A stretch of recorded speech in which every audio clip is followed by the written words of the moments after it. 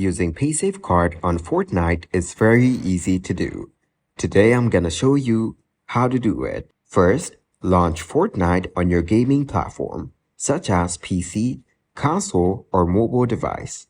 Once you're in the Fortnite lobby, navigate to the in-game store section. You can usually find it by selecting the item shop option from the main menu.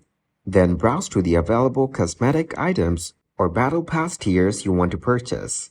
After selecting your desired items, proceed to the checkout process. This is typically done by selecting the items you want to buy and confirming your selection. When prompted for payment, select Paysafecard as your payment option.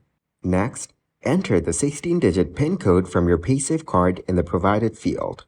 After entering the Paysafecard PIN, review your order details to ensure everything is correct. Confirm the purchase to complete the transaction and obtain your selected items in Fortnite. If you encounter any issues or have questions about using Paysafecard in Fortnite, you can reach out to Fortnite support or Paysafecard customer service for assistance.